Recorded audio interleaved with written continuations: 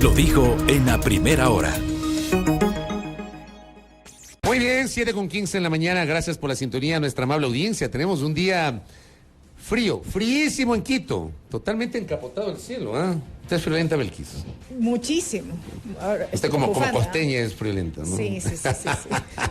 Bueno, a mí me gusta el frío, pero en realidad está haciendo frío, ¿eh? Está haciendo frío en Quito, está lloviznando, no sé cómo estará en otras partes de la ciudad, así que hay que tomar los recaudos, abrigarse, por favor, manejar con precaución. Bueno, hoy en nuestro panel, mi comentario lo orienté justamente al tema de la mujer, insistiendo en que no es un día de celebración, ni mucho menos, es un día de conmemoración, de reflexión, de recordación sobre lo que ha significado la lucha histórica de la mujer a nivel planetario y en el caso del Ecuador. Queremos hablar de tres aristas distintas con nuestras invitadas.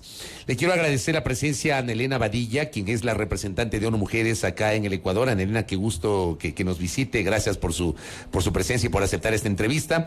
Compartiendo panel con Zenaida Yazacama, vicepresidenta de la Confederación de Nacionalidades Indígenas del Ecuador, CONAIE, y la economista Verónica Artola Jarrín, quien es, en su momento se desempeñó como gerenta del Banco Central del Ecuador, académica, actualmente subdecana de la Facultad de Ciencias Económicas de la Pontificia Universidad Católica del Ecuador. Gracias a las tres por la gentileza de acompañarnos, a Belkis y a quien les habla. Empiezo con Anelena Badilla. Desde ONU Mujeres, ¿cómo a nivel global analizan ustedes esta fecha, 8 de marzo del 2023? ¿Cómo llega el mundo y particularmente el Ecuador a esta fecha? Bienvenida, Anelena. Muchas gracias, Fabricio, gracias por abrir esta oportunidad y tener el gusto de compartir en este panel algunas reflexiones sobre esta fecha tan importante. En primer lugar, decir algo que ya usted mencionó en su comentario, que no es un día para celebrar y felicitar a las mujeres, es un día para reconocer las luchas que las mujeres han dado desde el siglo pasado por lograr el avance de sus derechos. Y por otro lado, pues reclamar justamente que continuemos en ese avance.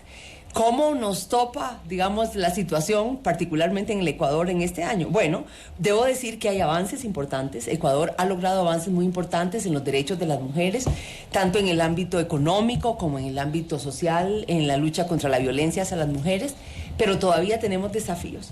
¿Por qué? Porque muchos de esos logros se han dado sobre todo en materia de legislación, de creación de instituciones, de creación de normativas, pero todavía tenemos el desafío de llevarlos a la práctica, hacerlos una realidad. Tenemos, por ejemplo, una ley para la eliminación de la violencia contra las mujeres, tenemos la ley de economía violeta que recién se aprobó hace poco, y así podría mencionar otras leyes que son importantes. Se han creado instituciones para velar por los derechos de las mujeres y recientemente, el año pasado, se creó el Ministerio de la Mujer, lo cual es un avance también muy importante. Pero en la realidad cotidiana de las mujeres y sobre todo las mujeres en las comunidades y las mujeres en su más amplia diversidad en el país, todavía constatamos que las mujeres siguen estando rezagadas en el acceso por ejemplo, a la participación económica, a pesar de que las mujeres en el país constituyen un poco más del 50% de la población, todavía tienen un peso muy bajo en la economía. La mayoría de las mujeres están dentro del sector informal de la economía. La mayoría de las mujeres lo que tienen son emprendimientos que apenas les permiten lograr ingresos para la subsistencia de su familia, y tenemos gran cantidad de familias en el país que están jefeadas por mujeres y que esas familias dependen exclusivamente de los ingresos que ellas puedan generar. Por otro lado, también muchas de ellas son pequeñas y medianas empresarias. Sabemos que la pequeña y la mediana empresa en el país está liderada principalmente por mujeres, y en circunstancias difíciles como fue la pandemia, ¿verdad? Sobre todo durante el año 20 y 21, que fueron los años más críticos de la pandemia por el COVID-19, muchas empresas de mujeres tuvieron que cerrar o tuvieron que reducir sus actividades, y con ello se vieron reducidos sus ingresos. Por otro lado, en materia de violencia, y empleo, por decir, el desempleo de las mujeres es más elevado que el de los hombres en el país, y todavía tenemos una brecha salarial muy importante. Las mujeres en el país ganan 16% menos que los hombres en puestos iguales o similares, lo cual todavía significa una brecha muy importante. Pero eso pasa en el Ecuador. Sí. Correcto. Sí, esas son cifras del Ecuador. Esa parte la vamos a profundizar ya mismo con Verónica Artola, que también maneja la parte económica. Belkis. Sí, vamos ahora con Zenaida Yazacama. Bienvenida nuevamente, buenos días. Anelena Badilla ha hecho un breve preámbulo, ha dado un abreboca respecto de la situación de las mujeres en diversos ámbitos. Ha destacado varios avances importantes, ha dicho, pero también enormes desafíos. En cuanto a la ruralidad, que también lo ha citado, ¿cómo se mira desde el sector indígena la conmemoración de esta fecha en este 2023? Muy buenos días, estimadas compañeras, Elena, también nuestra economista Verónica, que maneja la parte académica, también ha estado en otras instancias, y saludarles también, estimados periodistas, a ustedes en este día importante, no con la finalidad de celebrar o festejar o recibir mensajes bonitos, más bien que nos reconozca la sociedad por la lucha y la trascendencia que hemos tenido las mujeres indígenas, las mujeres de la ciudad y del campo, porque hemos hecho una lucha conjunta, a pesar de que existe una gran brecha, un gran desafío de la discriminación. Yo creo que es importante sensibilizar a la sociedad ecuatoriana, a los sectores sociales que realmente aún no reconocen que las mujeres indígenas podamos asumir algunos espacios públicos o algunos espacios políticos, porque realmente es una violencia que está instalada en toda la sociedad ecuatoriana. Y más bien este día sea para reconocer y para poder también reencontrarnos y mirarnos diferentes miradas. Quizás todos no somos blancos, quizás todos no somos rubias y rubias, quizás de ojos claros. Más bien que este día sea que reconozcamos que todas las mujeres somos iguales y que la lucha de las mujeres son iguales también, con distintas necesidades de acuerdo a la situación en donde nos encontramos. Porque quizás la necesidad de una mujer que está situada en la zona rural o zona urbana quizás sea diferente, pero el objetivo de la lucha es para que todas podamos mirarnos juntas y que las voces de nuestras compañeras de distintos sectores sociales, movimiento indígena, sea una sola voz para alzar y elevar la lucha de las mujeres. Y eso yo considero que este día debe prevalecer, la unidad de las mujeres sin vernos la distinción de dónde venimos y qué color de piel tenemos. Entonces, el gran desafío que las mujeres, el hecho de ser mujer indígena nos ha limitado en muchas cosas, pero nosotros hemos roto esas barreras, esos obstáculos, haciendo ver que la mujer indígena es capaz, es una mujer sin límites, sin frontera. Nosotros luchamos pensando más allá, pensando en la nueva generación, pensando en el bienestar de los ciudadanos ecuatorianos. Pero dentro del propio movimiento indígena, ¿ustedes han tenido dificultades para ir escalando posiciones? Al inicio de la lucha, obviamente que sí hemos tenido varios también brechas, pero yo creo que nuestros compañeros dirigentes, líderes, han logrado entender en estos momentos. Imagínense, nosotros no podíamos ser partícipe al menos más de la dirigencia de la mujer, pero hoy en día estamos ocupando, siendo presidentas de nuestras organizaciones provinciales, de nuestras comunidades, a nivel regional hay vicepresidentas. Entonces hemos sentido que la lucha de las mujeres sí sirve y va más allá, no solamente quizás para ocupar cargos, para ocupar espacios públicos, más bien para generar y saber que las mujeres pueden estar en todos los lugares, no solamente a nivel nacional, a nivel internacional, pueden ser representantes y pueden jugar un gran papel, porque así nos caracterizamos, porque hemos sido mujeres que realmente hemos enfrentado con muchas situaciones, tanto en el país, quizás tanto en las organizaciones y a nivel internacional. El papel fundamental de la mujer indígena y el ser dirigente, no ha sido fácil para nosotras. Hemos sabido afrontar y también con mucha altura hemos podido actuar. Por eso, más bien, yo considero que este día nos miremos los rostros y nos reconozcamos que la lucha de las mujeres va más allá y sin frontera y sin límite. Ahora, hablemos justamente de economía y resalto el hecho de que Verónica Artola fue gerenta del Banco Central del Ecuador.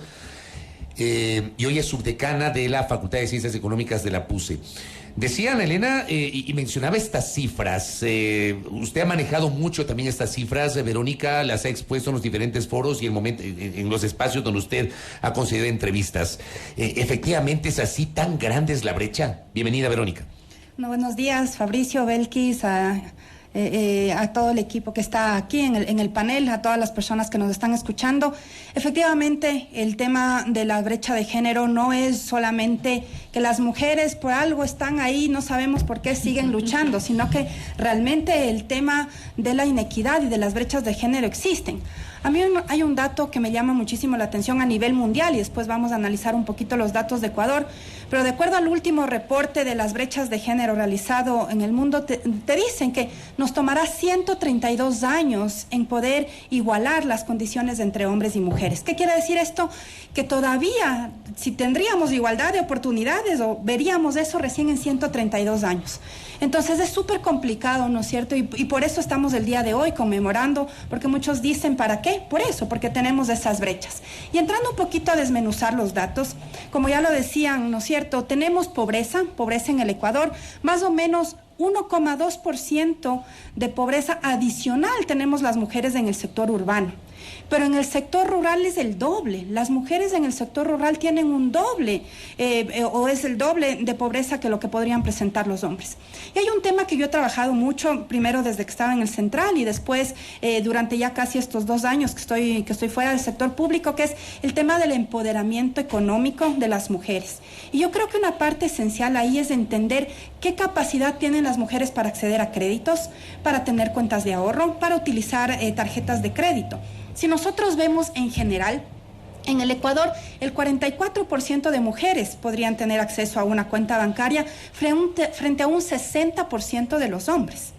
Y de ese total, si desagregamos entre mujeres mestizas y mujeres indígenas, las mujeres mestizas, por ejemplo, tienen alrededor de un 50% de acceso y las mujeres indígenas del 30%.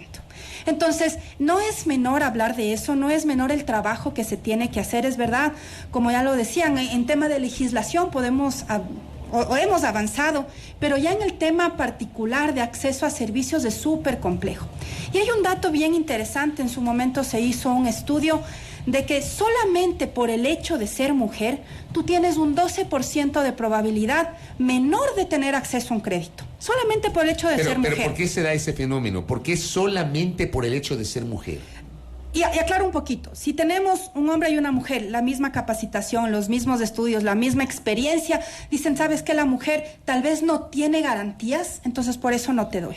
O una mujer divorciada, que tal vez no ha firmado todavía el divorcio, en muchas empresas o instituciones financieras te pide que firmes con tu esposo o tu ex esposo el crédito. Entonces son locuras que en el Ecuador todavía le estamos viendo que sí se ha avanzado, pero que hay una brecha muy importante que tenemos que seguir trabajando. Y ya lo decían también, el tema de desempleo, el tema de la inequidad en salarios también es complejo. Entonces yo justamente conversaba con mis alumnos y mis alumnas en la facultad que necesitamos también más mujeres que se empoderen y más mujeres que quieran entrar en puestos de decisión. Porque si no es difícil generar o tratar de ver estas aristas. Por ejemplo, si una mujer no se duele de esos temas, no está en esos puestos de decisión, tal vez no va a hacer políticas públicas más integrales. Entonces, por eso es importante que las mujeres podamos participar en esos puestos de decisión, estemos, aunque es complicado, no vamos a hablar de tema político o de decisión, pero usted lo decía, cuando yo estaba en el gabinete, por ejemplo, en el Frente Económico éramos 2 mujeres nada más. SRI y Banco Central, el resto era hombres. Marisol Andrade y usted. Exactamente. Y después, incluso, y ahora se ve menor participación también de mujeres. Claro, yo revisé el tema de los ministros, de 26 autoridades con rangos ministeriales, solamente 6 son mujeres. Hice una revisión al inicio del programa y mi comentario. ¿Cuán fácil o cuán difícil resultaba la gestión en ese contexto? Complicada, a veces complicada en el sentido de que tal vez aquí en reuniones nacionales parecería que no, pero era más, uno ya le conocía al menos la cara y te decían quién eras. En reuniones internacionales yo era la única mujer presidenta de un banco central en toda Latinoamérica. Entonces cuando iba a una reunión creían que yo era la asistente del presidente del Banco Central. Yo decía, bueno, ¿y cuándo viene su presidente? Le decía, yo soy. Entonces, cosas así. ¿En serio? En serio. Y yo le estoy hablando de 2018, 2019.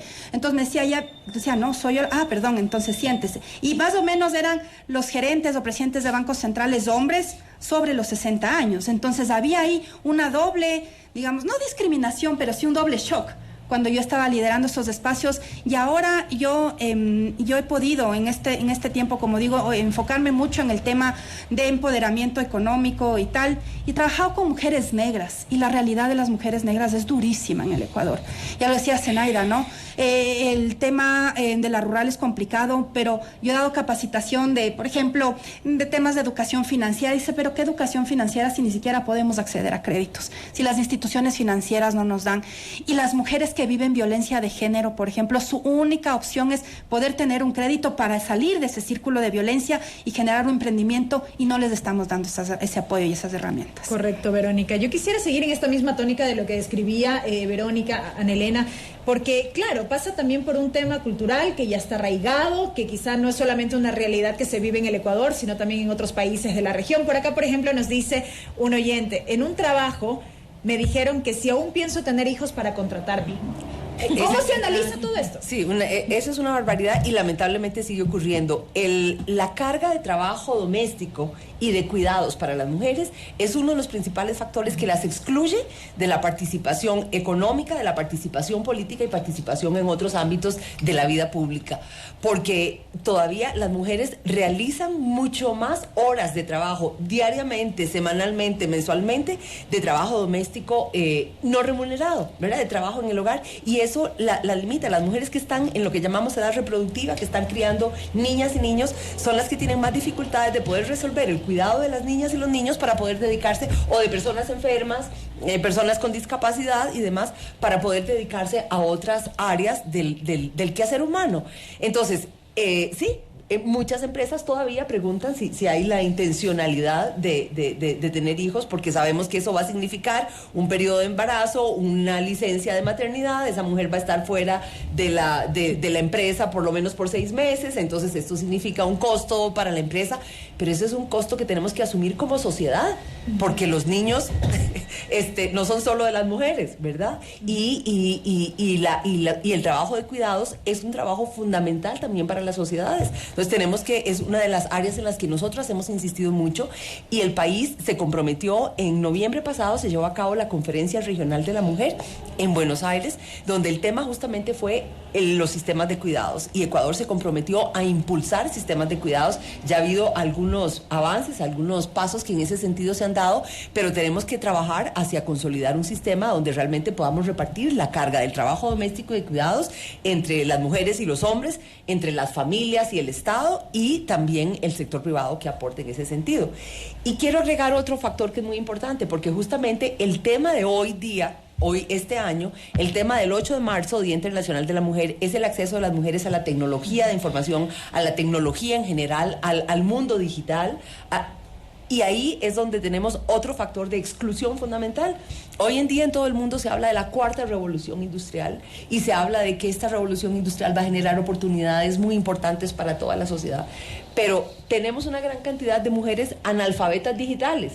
Y existe ya el concepto de analfabetismo digital, que caracteriza a las personas que no tienen acceso a un teléfono inteligente, que no tienen acceso a internet, que no tienen acceso a una computadora, que durante un año se mide, incluso durante un periodo de un año. Si durante un año una persona no ha tenido acceso al internet, a una computadora o a un teléfono inteligente, se le considera una analfabeta digital. Y adivinemos quiénes son la mayoría de las personas analfabetas digitales. Son mujeres. Mujeres, por supuesto, claro. Entonces, si no llenamos esa brecha también, ¿verdad? No solo la brecha salarial, la brecha digital también, las mujeres no van a poder beneficiarse del desarrollo y aprovechar las oportunidades que ofrece para ellas. Usted está citando la brecha digital, y ahí, por ejemplo, me imagino, Zenaida, que en la ruralidad esa brecha digital todavía es mucho más marcada. Zenaida. Eso ni decir, porque es sumamente fatal. En ese sentido estaríamos hablando, porque muchas mujeres de la ruralidad no tienen ni acceso a internet. Con eso ya podríamos imaginar cómo estamos en acceso digital. Y se debió evidenciar aún más durante la pandemia, evidentemente. Justamente en la pandemia se evidenció en su totalidad, porque hemos visto de que en la ruralidad vivimos en un total abandono y peor el hecho de ser mujer, porque debemos estar con nuestros hijos en la casa, así lo que nos definen, ¿no? Y como decía nuestra economista Verónica, de que las mujeres siempre nos ven como que somos quizás menos inteligentes, quizás nos ven con menos capacidad, pero yo creo que la mujer tiene más capacidad que cualquier hombre, sin hacer de menos a los compañeros hombres, porque realmente una mujer es la que nos levantamos, la que nos madrugamos, las primeras en levantar y las últimas en acostar en la noche.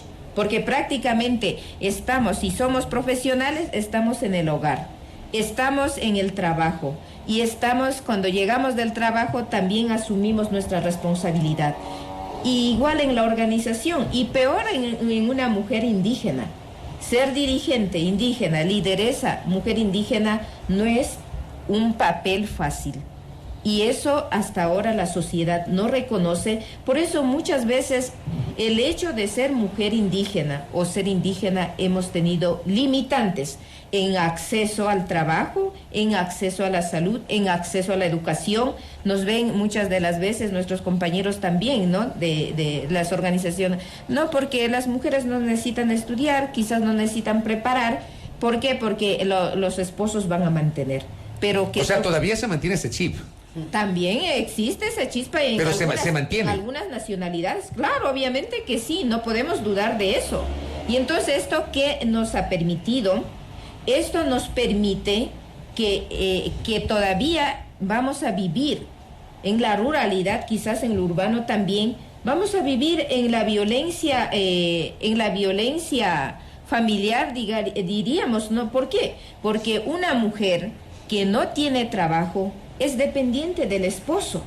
Y el esposo puede hacer lo que le da la gana. Pero eso ha sido histórico digamos, en la visión de los pueblos y nacionalidades. Esa ha sido una situación histórica, Zenaida. Así es histórico, pero eso nosotros las mujeres, la lucha de las mujeres, la participación de las mujeres va rompiendo eso. Nosotros, claro, culturalmente sabemos cuáles son las funciones de los hombres, cuáles son funciones de las mujeres. Y con el respeto que las dos partes merecemos y tratamos de actuar.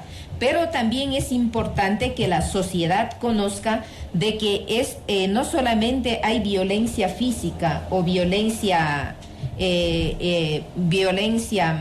¿cómo es? ¿Verbal? No, violencia verbal o violencia psicológica. Yeah. Entonces, también hay violencia en este tipo de acceder a los trabajos, violencia en todo lo que se refiere en total desigualdad en la sociedad, de que por ser mujer tú no tienes derecho a participar quizás en un empleo de alto cargo, ¿no es cierto? ¿Por qué? Porque lo ven, como decía nuestra economista. Muchas de las veces consideran que nosotros servimos solamente para ser asistentas o secretarias o contadoras, y no es así. Nosotros mucho más allá podemos asumir responsabilidades y podemos jugar un papel muy importante. Hay que felicitar también, hay mujeres que han roto ese esquema y han ocupado cargos muy importantes. Aquí tenemos a Elena, nuestra compañera, que hablaba del tema académico, del tema de profesionalismo. También hay tanta competencia entre un hombre y una mujer. ¿Quién tiene más capacidad? ¿Quién tiene más? Yo siempre he dicho, el hombre tendrá capacidad de fuerza quizás brutal, pero las mujeres tenemos mucho más allá, pensamos, ¿no? ¿Por qué? Porque una mujer quiere cambiar la sociedad, pero entrega todo de ella para poder quizás emplear un trabajo. Eso es lo que hemos hecho nosotras. Entonces considero de que este día debemos reconocer el trabajo, el rol de la mujer, tanto en la ruralidad, tanto en lo urbano, porque también hay en la sociedad hay un total desafío, y eso yo pienso que las autoridades competentes deben buscar una solución inmediata, porque la lucha de las mujeres no es que viene recién. La lucha de las mujeres ya viene hace varios años y justamente en estos tiempos yo creo que hemos podido también juntar esfuerzos y también juntar voces para hacer escuchar tanto a nivel nacional, a nivel internacional, y que es también la lucha de las mujeres ecuatorianas, la lucha de los pueblos indígenas en otros lugares es visto de una buena manera. ¿Por qué? Porque tenemos esa fortaleza de luchar por los demás, correcto, no solamente por nosotras. Correcto, Zenaida. Verónica, a mí me quedó retumbando en la cabeza el dato que usted daba en su última intervención. 132 años tomará igualar las condiciones entre hombres y mujeres. Cierto es, habrá quienes digan cada año, salen a marchar, se movilizan, exigen derechos, las feministas cuestionan, pero no se trata de imponer un discurso de quién es mejor que quién, sino de lograr, en efecto, igualdad de condiciones en todos los ámbitos, en todos los aspectos. Exactamente, y yo creo que la lucha de cada 8 de marzo, que no es solamente de este día, sino un tema permanente, es cómo se pueden ir acortando esas brechas entre hombres y mujeres. Yo creo que entre hombres y mujeres somos iguales. Yo soy partidaria de que sí necesitamos, o mejor dicho, no es que las mujeres somos superiores a los hombres, sino que tenemos que luchar codo a codo. Pero estos datos sí nos reflejan que hay ciertas cosas que sí necesitamos un poquito más de impulso para las mujeres. Porque hay algunos datos interesantes también. Si nosotros vemos el tema de escolaridad, los años de escolaridad, entre hombres y mujeres son prácticamente igual. En el Ecuador no hay mucha diferencia. E incluso las mujeres se destacan más en los temas académicos, cuando son alumnas, son las mejores alumnas y tal. Pero cuando saltas del tema ya que acabas del colegio o la universidad y quieres encontrar un trabajo, ahí es cuando tienes problemas. ¿Por qué? Y ahí es lo que usted decía, Belkis, hace un momentito.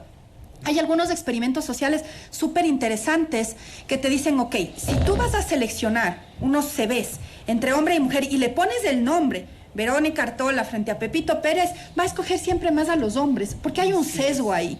Pero después se hacen esos experimentos que quitas los nombres y solamente le pones desde la capacitación para abajo y se ve cómo se va igualando el tema. Hay unos experimentos también súper interesantes que hicieron en Estados Unidos en unas orquestas que empezaron a audicionar para violines o para diferentes. Y cuando audicionaban viéndole la cara, se empezaron a seleccionar más a hombres.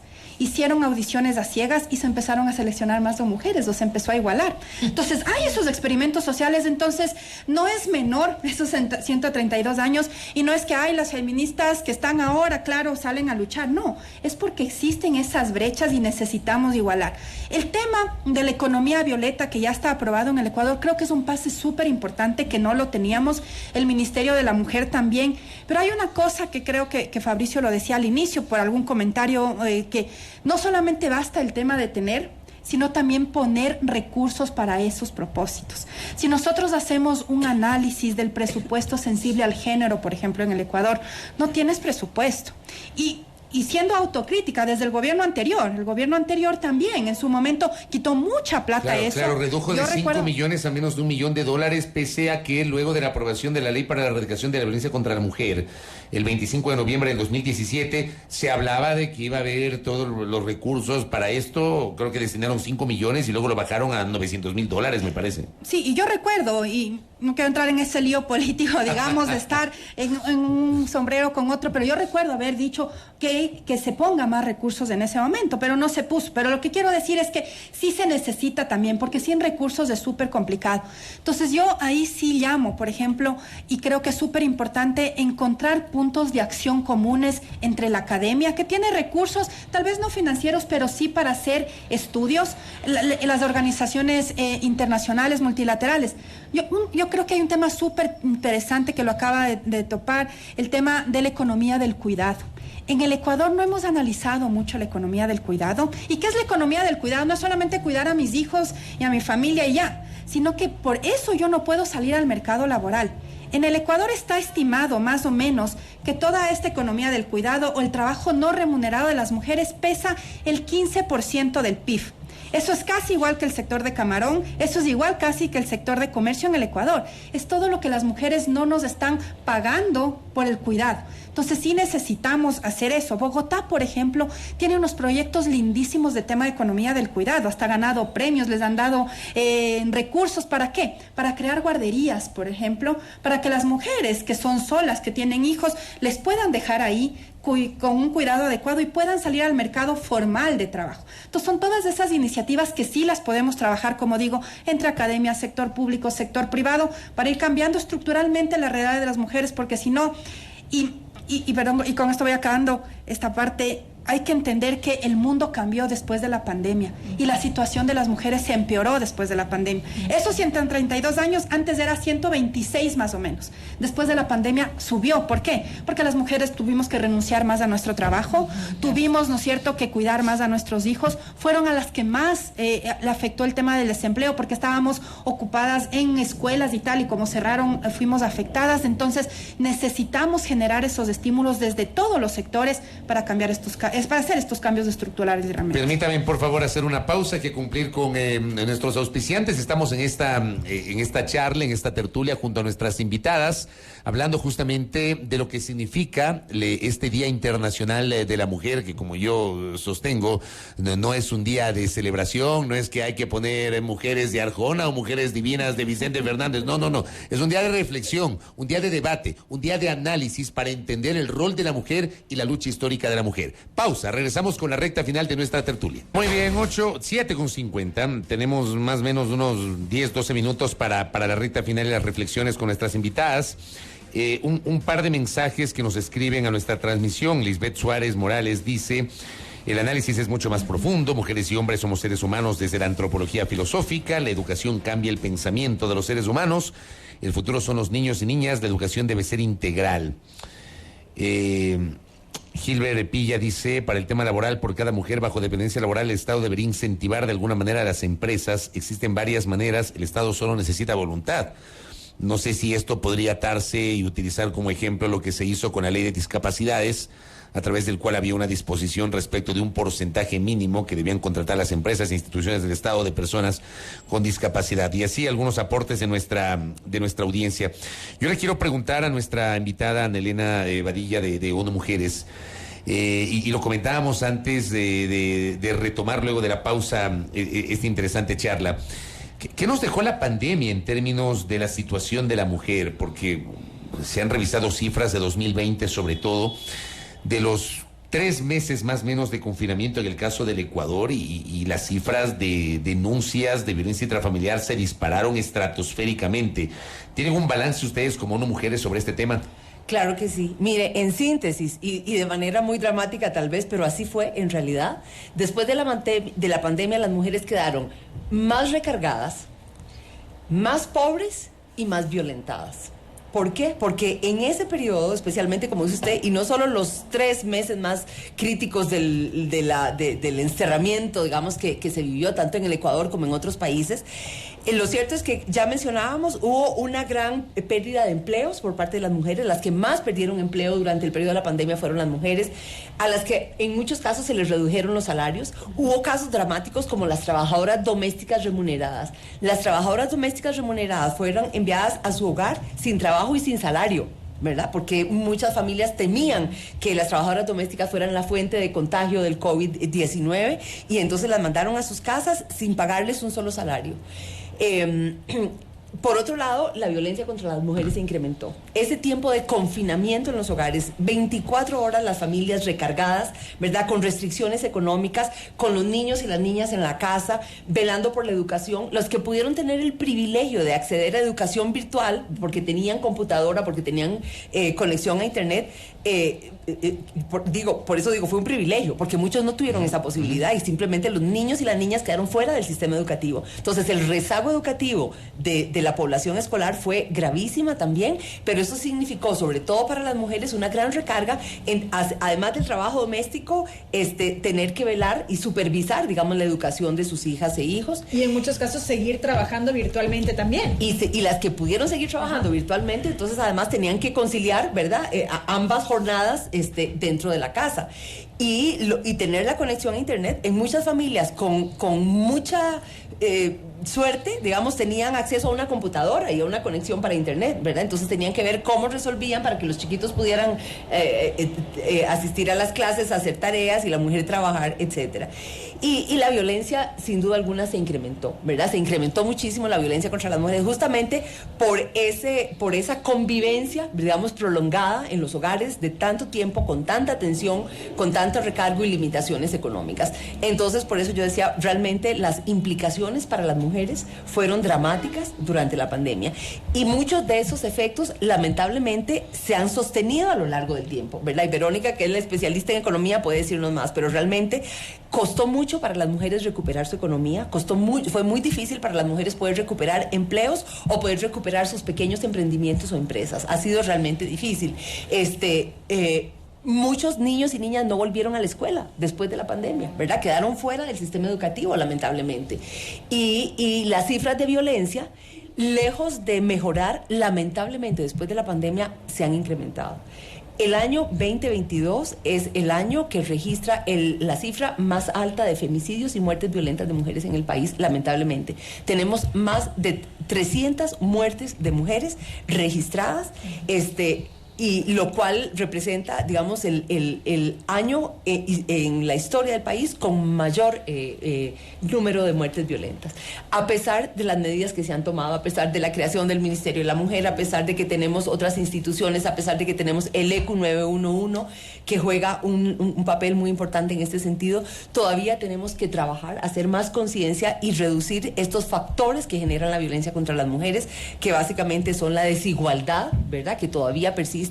Por eso tenemos que tener un abordaje más integral para combatir y prevenir la violencia contra las mujeres. Necesitamos garantizar permanencia de las niñas en la escuela, abrir oportunidades para las niñas y las jóvenes, necesitamos garantizar empleos adecuados, salarios dignos para las mujeres.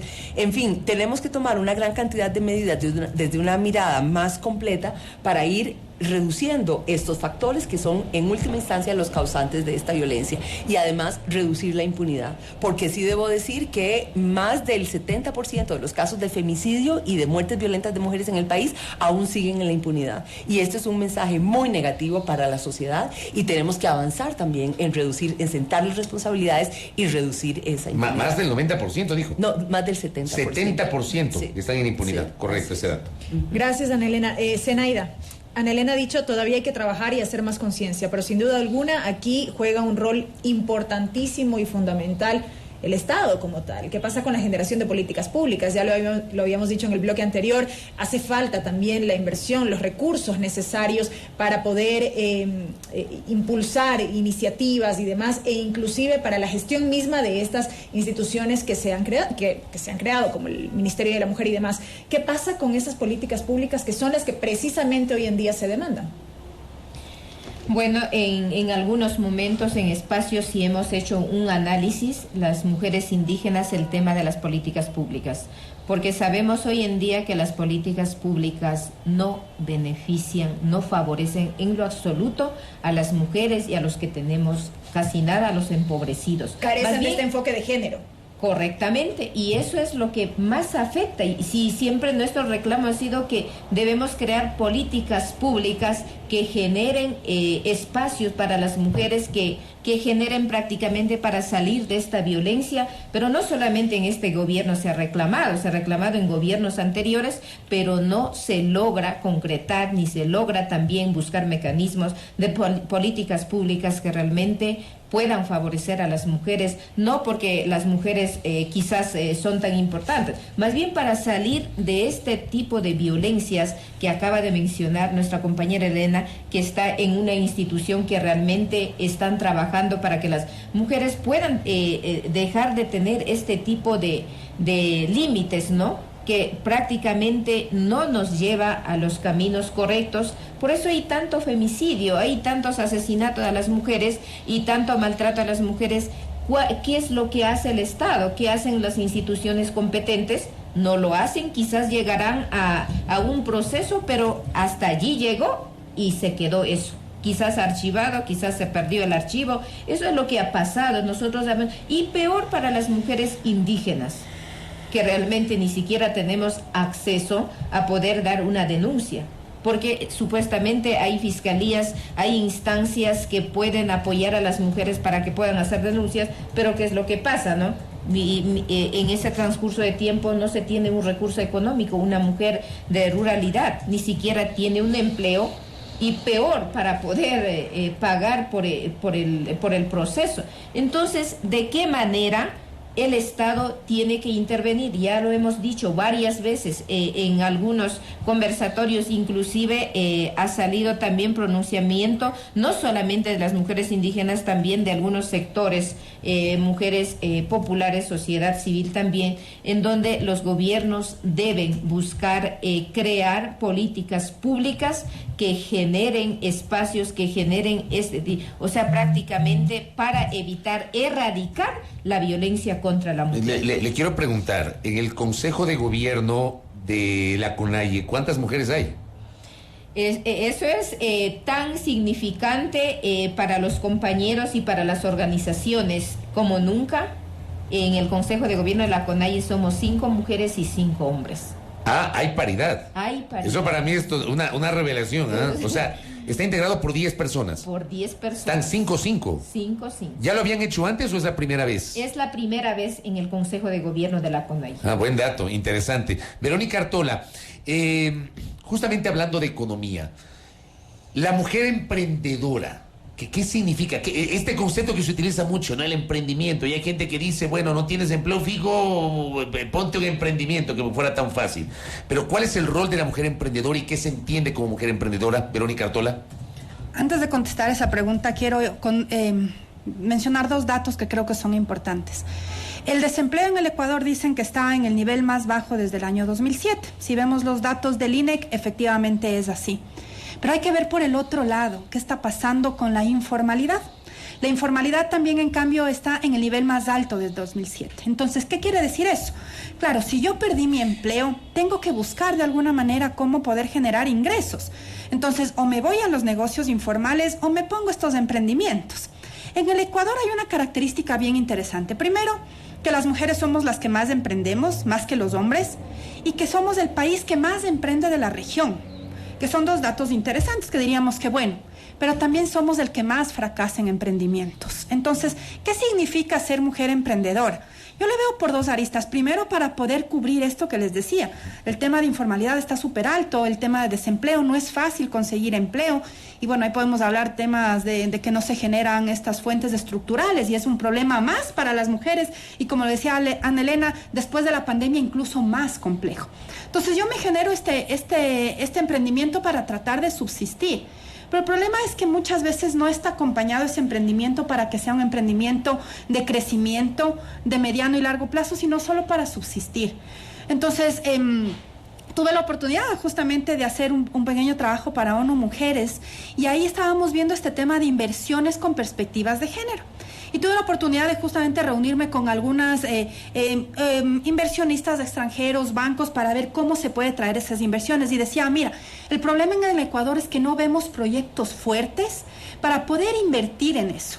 Porque no hay ese acompañamiento, generas este emprendimiento y ya está. Entonces, por eso yo decía hace un momento, creo que sí es importante ir generando esa red para acompañar a las mujeres y que sean esos emprendimientos, que significa ¿qué?